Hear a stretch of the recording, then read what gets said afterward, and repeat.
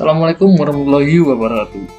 Halo semuanya, perkenalkan nama saya Tato Jantoro dari saya tahun 1918 dan saya dari Prodi D4 Teknik Otomasi kelas 5B. Pada kesempatan kali ini, saya akan membuat tutorial video mulai dari penginstalan Arduino.js hingga pembuatan controller dan routing. Atau kita akan mereview materi yang ada sebelum UTS ini ya teman-teman istilahnya. Nah, video ini ditujukan untuk UTS, praktikum, mata kuliah, aplikasi, komputer. Oke, kita cek dulu apa yang ada di sini ya teman-teman. Ya, pertama ada instalasi Arduino.js. Nah, teman-teman, sebelum kalian melakukan instalasi, lebih baik kalian membaca dokumentasi dari frameworknya terlebih dahulu. Jadi ini ya teman-teman, langsung saja karena kita ingin menginstall Arduino.js, langsung saja klik Arduino.js dan oke, baca di sini. Nah, di sini ada beberapa panduan yang kita gunakan baik itu dalam proses instalasi maupun nanti dalam proses pemrograman. Nah, tetapi saya akan menunjukkan cara lain yang menurut saya ini adalah cara yang lebih simpel dan saya sudah menyusunnya dalam sebuah dokumen. Oke, yang pertama kita perlu dua file penting ini. Pertama ada npm setup, kemudian ada git. Langkah pertama adalah menginstal npm setup. Karena ya teman-teman, untuk aplikasi ini nanti akan saya bagikan di kolom deskripsi. Yang pertama adalah install npm setup. Bagaimana caranya? Kita buka di Windows Terminal atau Windows PowerShell. Nah, seperti ini ya. Seperti ini. Oke. Sebentar. Nah, yang pertama yang kita lakukan apa? Ini masukkan command prompt npm install 15.00.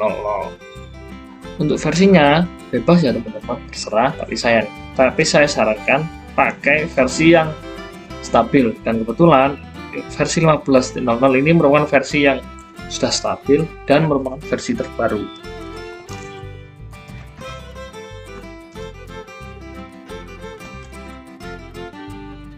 Nah, karena saya sudah pernah menginstal, maka tulisan muncul akan seperti ini.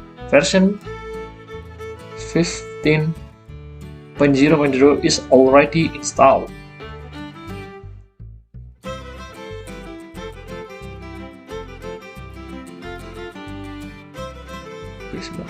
Nah, bagaimana kalau kalian menginstalnya? Nah, nanti tulisan yang akan muncul seperti ini. Downloading, nah ini. Tunggu hingga komplit, selesai hingga sampai sini ya. Kemudian setelah diinstal, apa yang perlu kita lakukan? Kita akan langsung menggunakannya. Jadi kita akan masukkan command prompt npm use 15.00. Jadi karena yang kita gunakan harus sesuai versi yang kita install. Nah, klik yes. Klik yes lagi. Nah, oke ya teman-teman. Di sini kan ini sudah sudah muncul. Kemudian ini akan saya lewati, tapi akan saya tunjukkan ya teman-teman. Teman-teman akan menuliskan command prompt lagi, yaitu npm install min_g. Ya, min_g ini artinya global ya, jadi di seluruh perangkat PC kalian ini akan besar ini. Beda ya VM sama npm tadi. Oke, tunggu hingga selesai sampai muncul seperti ini. Nah, setelah itu kita ke tahap yang kedua, yaitu instalasi dari ini aplikasi Git. Nah, nanti pada aplikasi, ketika kalian menginstal aplikasi Git ini akan ada banyak pilihan. Pilih saja sesuai default, kemudian untuk pilihan yang ini, pilih sesuai apa yang saya tunjukkan. Untuk lainnya boleh default saja. Kalau yang ini, kalau yang waktu muncul ini, pilih sesuai yang saya tunjukkan. Kemudian setelah itu seperti ini,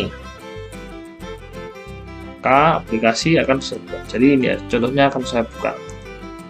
Ini ya aplikasinya. Nah, seperti ini teman-teman.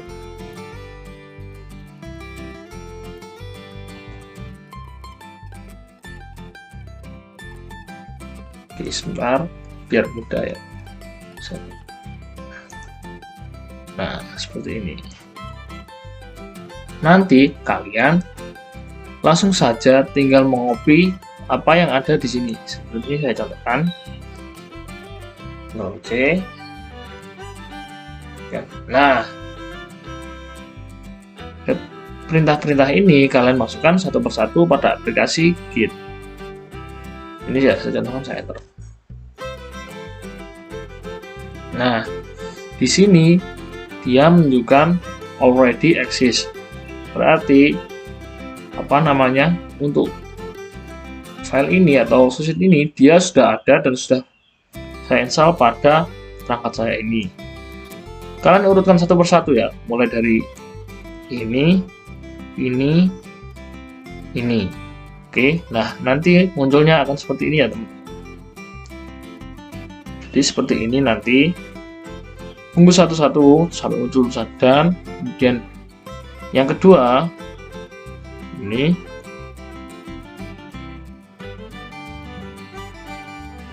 dan yang terakhir adalah yang ketiga atau ini. Oke, setelah itu kita akan menginstal Adonis.js. Jadi perintah yang digunakan adalah npm install global. Nah, ini Adonis/file. Nah, instalasi hampir selesai. Lalu langkah selanjutnya apa yang kita ingin perlukan? Nah, yang kita ingin perlukan di sini langsung saja ya, seperti ini. Saya tulis seperti ini, Adonis new. Seperti ini. Untuk nama aplikasinya bebas ya teman. Nah, akan muncul seperti ini ya, sesuai contoh. Oke, kita tunggu sampai selesai.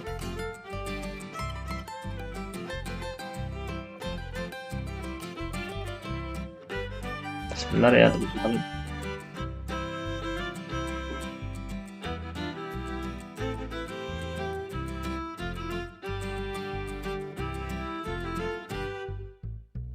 Oke, nah ini udah selesai.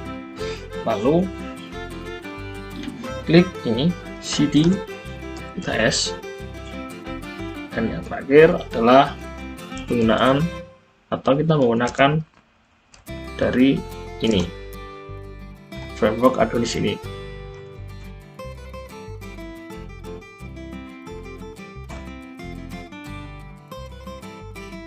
Nah, oke. Lalu bagaimana kita bisa mengetahui apakah aplikasi ini sudah siap digunakan atau belum? Nah, atau aplikasi ini sudah berhasil digunakan atau belum? Nah, kita cek ini, kita copy dan kita buka di browser.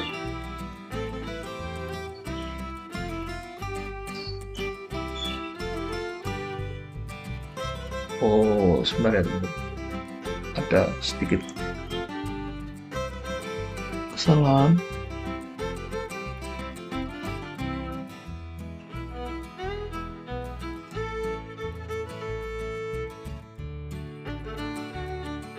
Nah, ini menandakan bahwa framework Adonis.js telah siap digunakan. Oke, untuk proses pertama, instalasi dianggap sudah selesai. Nah, sekarang kita akan lanjutkan ke topik selanjutnya. Kita akan mengenal apa sih itu JSON. Oke. Jadi sebentar ya, udah materi ini sudah saya buka ya teman-teman. Ini yang resource 1 dan ini yang resource 2. Oke, kita lihat apa sih JSON itu. JSON merupakan panjangan dari JavaScript Object Notation. Nah, ini adalah format yang digunakan untuk menyimpan serta menstruktur data.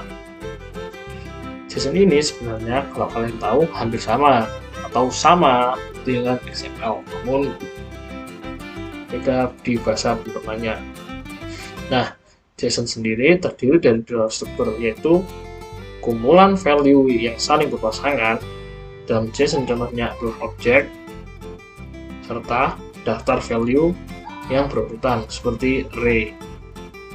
Nah, JSON sendiri juga tidak hanya dapat digunakan pada JavaScript. Nah, ini merupakan beberapa bahasa pemrograman lain yang mendukung penggunaan format JSON, ada PHP, Python, Ruby, C++, dan Perl.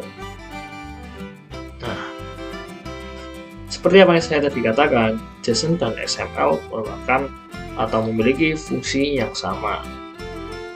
Sebelum JSON diciptakan, format bahasa pemrograman ini sering digunakan dengan JavaScript dalam AJAX atau Asynchronous JavaScript and XML. Nah, namun saat ini JSON lebih sering digunakan daripada XML. Mengapa? Karena dia memiliki beberapa keunggulan seperti file yang lebih ringan, struktur kode yang lebih sederhana, serta coding yang mudah dipahami oleh manusia. Nah, berikut merupakan perbandingan dari tulisan coding XML dengan JSON. Nah, ini yang XML, sedangkan ini yang JSON. Bisa kita lihat secara susunan akan lebih mudah dibaca dan dipahami untuk yang JSON. Serta untuk XML, dia memerlukan seperti ini, kurung membuka serta kurung penutup untuk setiap objeknya. Sedangkan kalau JSON hanya membutuhkan seperti ini, kurung kurawal. Sehingga JSON merupakan bahasa yang lebih tegas, karena tadi dia tidak memerlukan seperti ini, tag pembuka dan tag penutup. Karena dia lebih mudah dipahami serta dia lebih ringkas, sehingga membuat proses loading data yang lebih ringan. Karena ukuran tadi karena semakin ringkas kodenya, dia memiliki ukuran file yang kecil sehingga proses loading data yang lebih ringan. Kemudian penulisan kode yang lebih cepat dengan kode yang sederhana. Oke, setelah itu gimana sih cara menggunakan JSON? Kita akan baca ke resource yang pertama. Oke, ini ya yang tadi hampir sama. Kita akan di sini. Nah, ini merupakan ciri-ciri atau aturan dari sintaks JSON. Data merupakan pasangan dari value. Kemudian antar data dipisahkan dengan tanda koma. Nah, kemudian ini ya. Oke, nah ini adalah contoh untuk penulisan key atau value-nya. Nah, seperti ini ya teman-teman. Ini adalah key value-nya dan ini adalah isi datanya, dan keduanya dipisahkan oleh kolon atau tanda titik dua. Nah, ini ya, name or value berikut. Jadi JSON merupakan pasangan dari nama atau value yang dipisahkan oleh kolom titik dua. Nah, ini ya teman-teman. Untuk JSON, key-nya itu harus berupa string, jadi berupa huruf. Tidak bisa kalau dibuat angka, kemudian boolean, tidak bisa. Jadi seperti ini penulisannya. Ini adalah tulisan objek. Jadi Dan yang perlu dipahami atau perlu diingat, penulisan key harus diikuti dengan titik 2 seperti ini ya teman-teman. Kalau ini adalah penulisan dari bahasa JavaScript. Jadi seperti ini, name John. Oke. Nah, untuk value-nya ini bebas ya. Value-nya bisa terdiri dari string, number, object, array, boolean, null. Nah, ini untuk isinya. Tapi untuk key-nya dia tetap harus menggunakan string. Jadi seperti ini. Seperti ini. Nah, ini dia menggunakan variable person. Nah, di sini kan ada kurung awalnya. Nah, ini adalah seperti ini penulisannya JSON yang menggunakan sintaks JavaScript. Jadi ini gabungan ya teman-teman. Nanti kalian juga bisa coba di sini atau di sini. Seperti ini saya coba. Nah, di sini adalah variabelnya ada 2, myObjects dan x. Kemudian pada myObjects terdapat objek yang isinya name John X 30 city dan X. Nah, di sini adalah menuliskan di sini. Oke. Kalau kita ganti seperti ini, job age, maka yang tampil adalah, nah ini berarti nilai yang diambil dari X adalah 30. Oke, seperti itu ya. Jadi ini ada beberapa contoh yang nanti kalian bisa simulasikan secara langsung untuk mudah memahami dari sintaks JSON. Oke. Untuk topik 3 saya kira sudah selesai. Sekarang kita lanjut ke topik 4. Nah, GRUD. Apa sih GRUD ini? Oke, let's see. Sebentar, saya cek apakah ini sama atau tidak. Kosong ya teman-teman. Nah, GRUD operation merupakan pokok dari pemrograman untuk membuat API atau Application Programming Interface. Nah, ketika Anda belajar bahasa pemrograman baru atau belajar framework baru, GRUD merupakan hal yang wajib Anda ketahui. Nah, GRUD sendiri terdiri dari 4 bagian, yaitu create, read, update, and delete.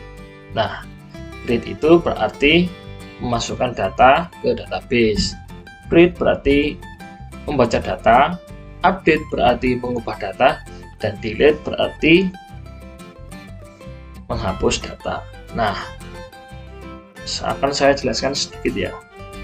Yang pertama ada create. Oke, ini yang pertama. Import user from. Nah, di sini ada model user. Nah, di sini berarti kita akan membuat tabel user. Dan kemudian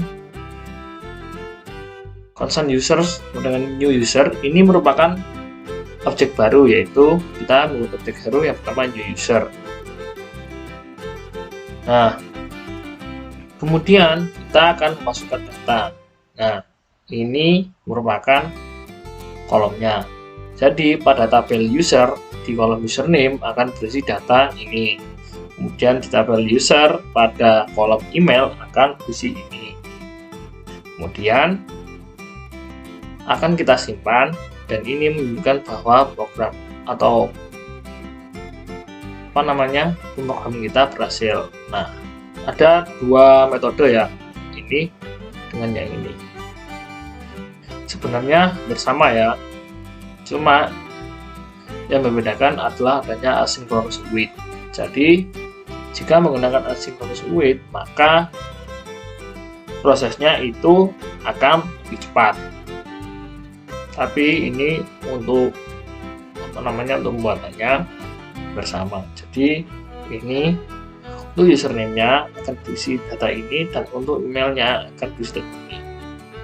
Jadi ini syarat saya ini akan lebih untuk mudah dipahami karena lebih simpel. Kemudian ada read. Nah, ini with user.all berarti ini akan menampilkan semua data di tabel. Kemudian kalau ini untuk menampilkan user yang memiliki ID 1, user.find1, kemudian ini void user.findby. Nah, sedangkan ini untuk mencari email dengan email seperti ini ya. Jadi ini untuk menampilkan untuk mencari email dari seperti ini. Dan yang ini terakhir user.first ini untuk melihat data yang pertama. Nah, ini ya yang lainnya sama seperti. Nah, kita juga bisa membuat query di sini. Nah, ini untuk update-nya kita bisa lihat di sini. Jadi kita kayak seperti mengupdate itu ya, waktu di time gitu. Kemudian ini delete. Nah, jadi seperti itu ya. Nah, teman-teman tapi pasti masih bingung ini ngetiknya gimana ya. Nah, di sini kita juga memerlukan code editor, dan saran saya lebih baik menggunakan VS Code. Jadi seperti ini ya. Nah, jadi ini VS Code. Oke, di sini saya akan berikan sedikit tutorial bagaimana cara menjadikan Visual Studio Code atau VSC menjadi code editor dari Adobe JS. Yang pertama, tentunya kalian install terlebih dahulu aplikasi VS Code. Nah, untuk bagaimana cara selanjutnya tidak saya berikan di video ya, karena itu memang simple. Kemudian kita buka ini VS Code. Nah, setelah itu kita perlu untuk install ekstensi dari Adobe JS dan Its Template. Hal ini diperlukan agar VS Code support untuk merun atau mengeksekusi program dari Adobe JS. Nah, dua hal tadi kita nemunya di mana? Ya, di sini di extension. Nah, ini adalah dua hal yang saya sebutkan tadi yang perlu kita install, yaitu Adobe JS dan Its Template Support. Oke, contoh ya, ini saya search. Nah, ini teman-teman. Nah, ini berarti menunjukkan kalau Adobe JS atau ekstensi Adobe JS sudah saya install. Ya, selanjutnya adalah Its Template Support. Nah, selain diinstal, ada sedikit codingan atau sedikit perubahan yang kita lakukan pada emmetnya agar dia support untuk HTML. Nah, itu di file, kemudian preference, terus setting, kita cari extension, kemudian klik emmet, dan ini sebentar, exclude language. Nah, ini ya. Nah, ini. Nanti teman-teman ketik saja seperti apa yang sudah saya ketikkan. Saya ulangi lagi, ini dilakukan agar include language-nya itu dia support untuk HTML. Oke, sudah ya. Oke.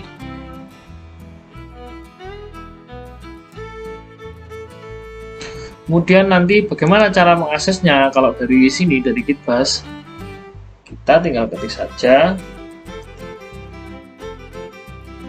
ini file yang akan kita akses.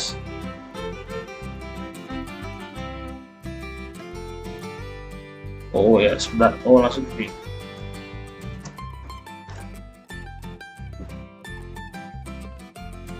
Nah, ini maka dari program tadi secara langsung terhubung di Visual Studio Code. Jadi ini akan menjadi kode editor dari tadi di file UTS tadi.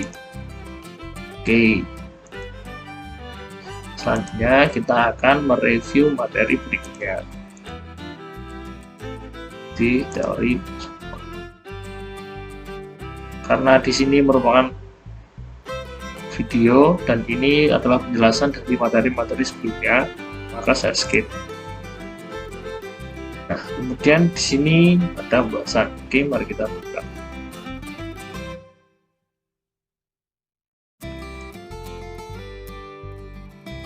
Oh, ternyata video yang sama ya teman-teman. Video seperti pertemuan 5. Nah, ini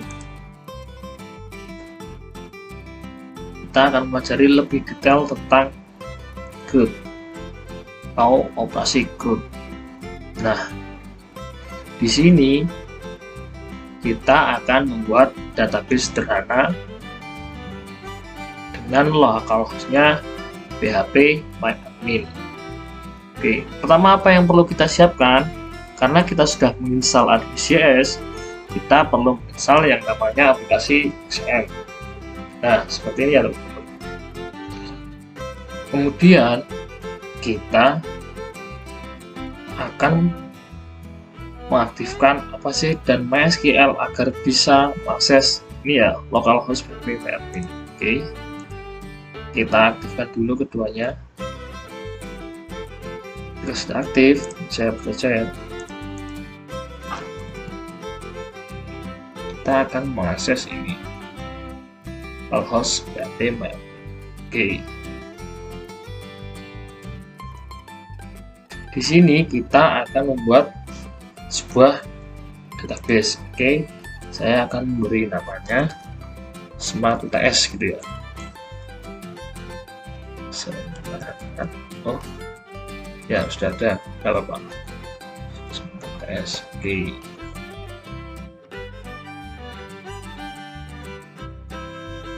Oh, ini sudah ada, saya update. Karena sudah ada ya saya baca biar seperti dari awal ya. Oke, terus oke, nah setelah itu apa yang kita lakukan? Kita akan buka ini apa namanya, file dengan format env.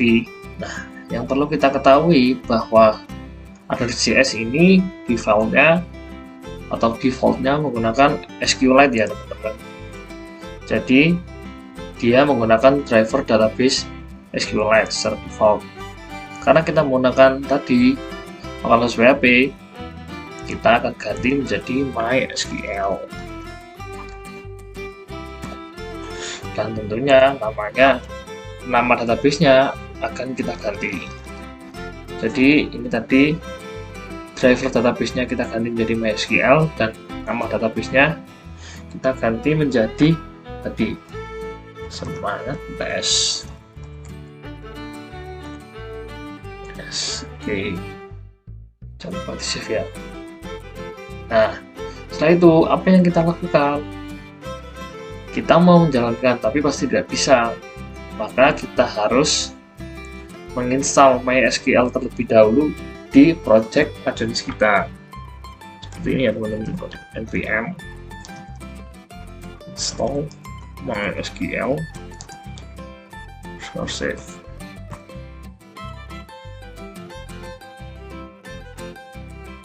Oke, nah setelah selesai kita akan membuat model dan migrasi baru pada file project admin kita. Jadi tulis make model post, nanti ini akan memunculkan model dan migrasi baru, file model dan migrasi baru.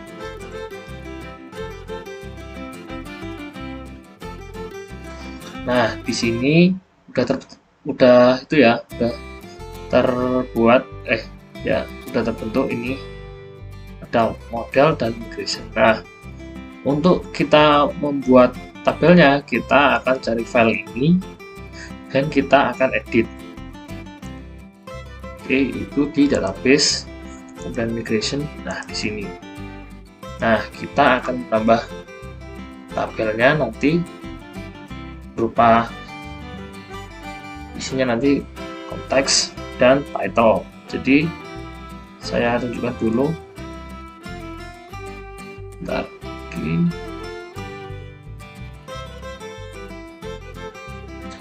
Bis. Nah, nanti kan awalnya seperti ini, kosongan. Kemudian kita akan buat tabel di sini. Tabel dot string. Ini nanti kita isi dengan nama title atau judul aja deh.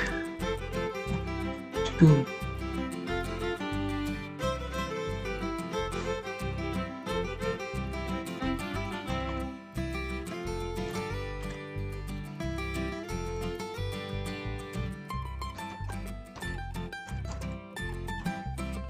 Dan ada tabel isi.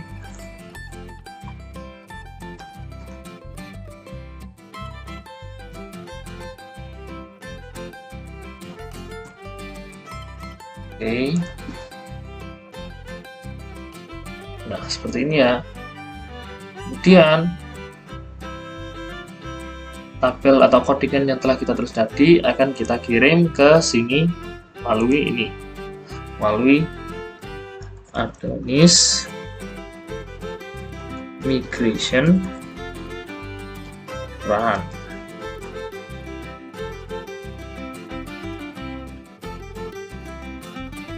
Nah, jadi ketika sudah muncul seperti ini berarti bahwa pengiriman data atau pembuatan tabel tadi sudah berhasil.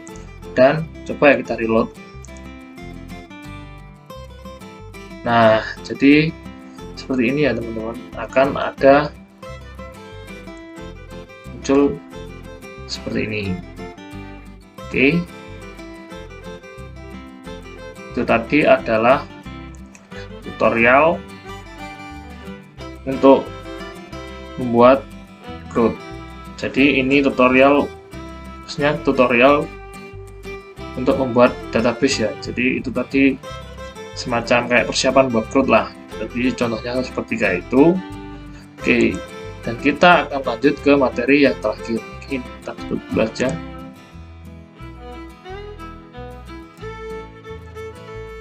Dan materi yang terakhir adalah sedapan ya. Maaf. Ya, ini pembahasan controller dan routing. Oke. Jadi di sini kita akan membuat sebuah controller dan routing. Controller itu apa? Controller itu nanti dia berisi tentang apa yang nanti akan dipost dalam sebuah web. Dan routing itu nanti sebagai pengalamatannya. Oke. Mari kita coba di sini ya. Di sini kita coba cari di apps di kontrolnya. Karena nggak ada, kita ada dua cara. Kalian bisa buat folder atau kalian bisa langsung buat otomatis ya teman-teman.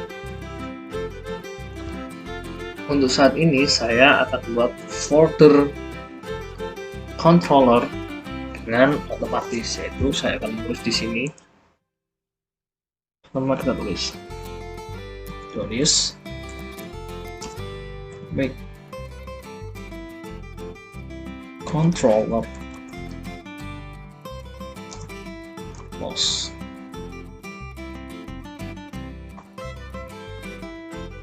Oke, di sini kita akan pilih di antara dua. Saya akan pilih yang HTTP request. Oke.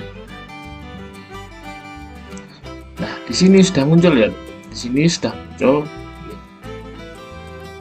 post controller. Jadi kita baca dokumentasinya terlebih dahulu ya. Saya post.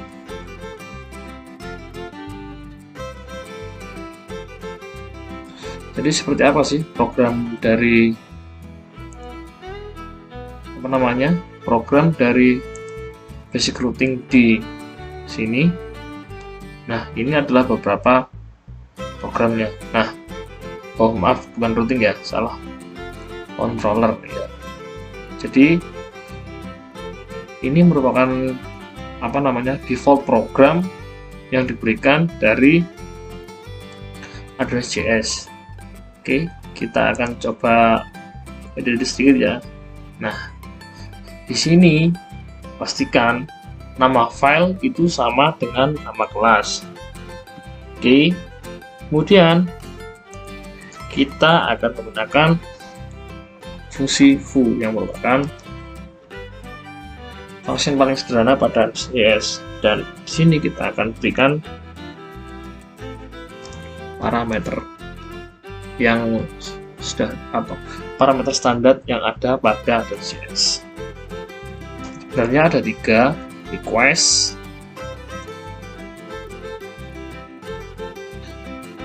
kemudian response, dan autentifikasi. Tapi kita di sini hanya melakukan 2 saja. Oke. Dan setelah itu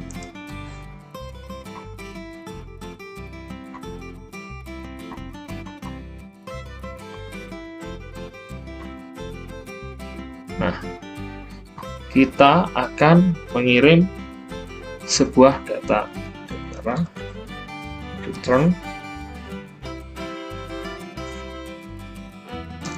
response, dan metode yang digunakan adalah send agar data bisa terkirim. Dan nanti data yang dikirim adalah ini ya teman-teman. Saya akan mengetik sesuai JSON, sesuai aturan sintaks JSON, nama,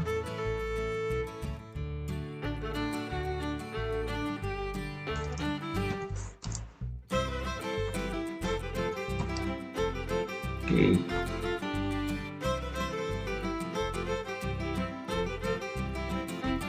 Wait,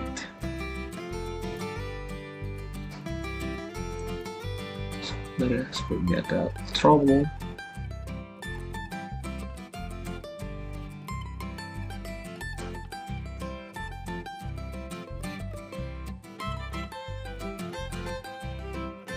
Oh, seperti ini kah?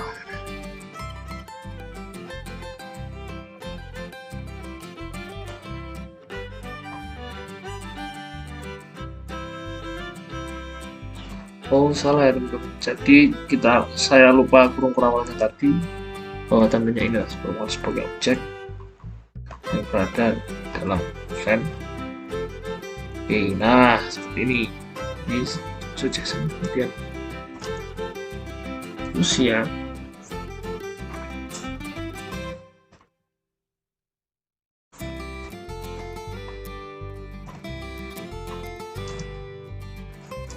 perlu diingat kalau string, kalau data berupa angka itu bisa tidak menggunakan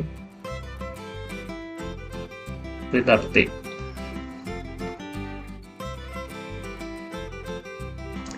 Dan terakhir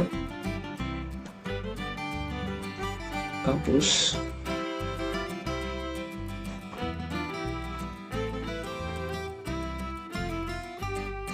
PNS. Nah, seperti ini. Tapi ini belum selesai ya teman-teman. Jadi kita harus atau masih memerlukan routing agar nanti sebagai pengalamatan untuk di websitenya. Jadi kita akan memanggil isi dari ini dengan menggunakan routing. Oke. Dan yang perlu kalian ketahui di sini ada modul.export.controller. Nah, ini ditulis agar bisa dibaca oleh kelas lain. Jadi bisa dibaca oleh ini kelas routing ya maksudnya. Oke.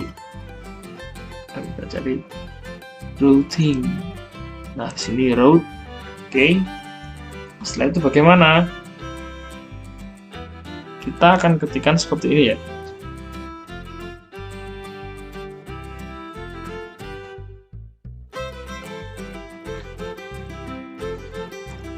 Oh, sebentar. Kita baca dokumentasinya dulu di sini saja. Routing. Nah, di routing ini banyak sekali metode yang bisa digunakan, dari get, post, put, fetch, delete.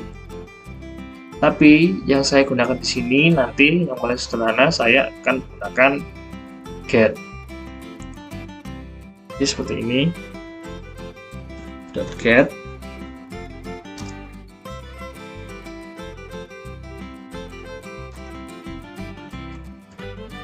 foo.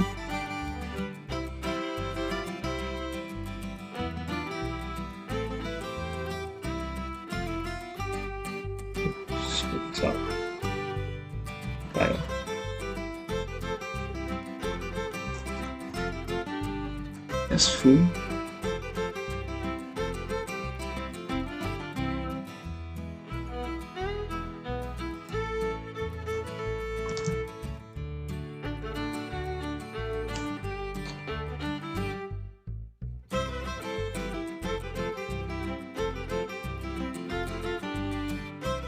Tadi filenya adalah post control.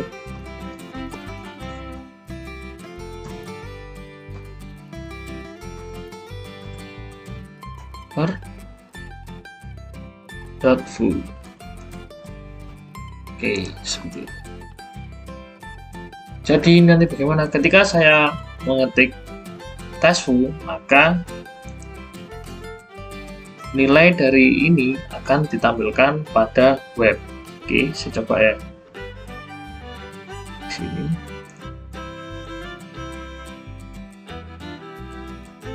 Tes seperti ini ya.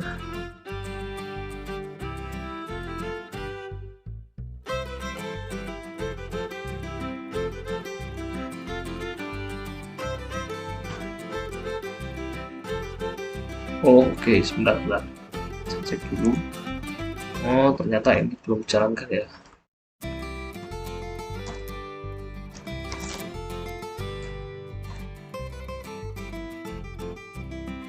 Sebentar. Undefined control protocol. Oke. Kita coba lihat.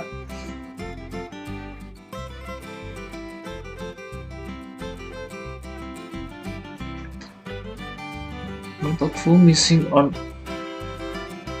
Oke, ternyata ada trouble ya teman-teman. Oke, kita lihat sebentar.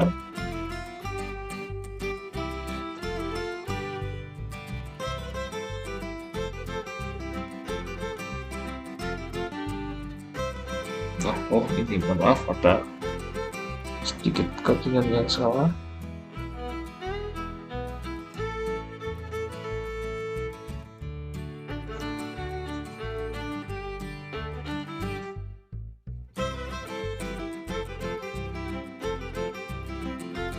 Kita ulang, kita bisa lagi.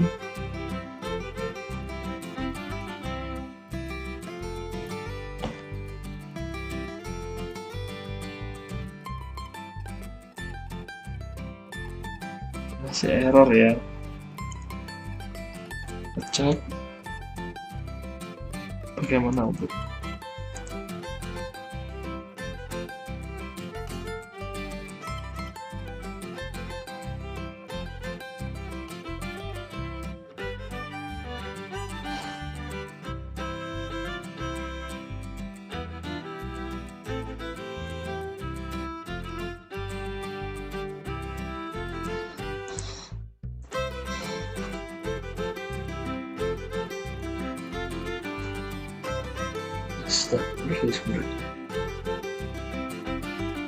nah, apa jadi dokumentasinya sebelah post control index.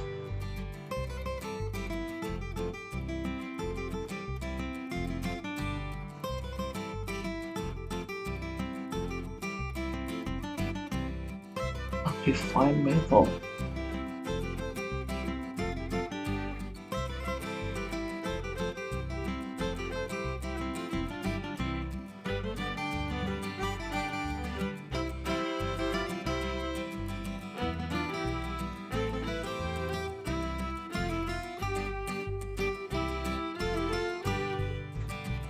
Terlihat kelasnya sudah benar sebenarnya.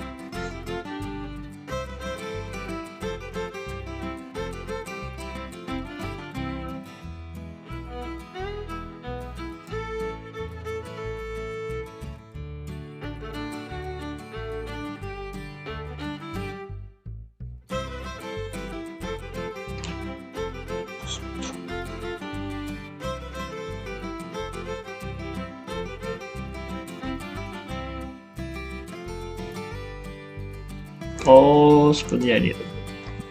Kita coba di sini. Full.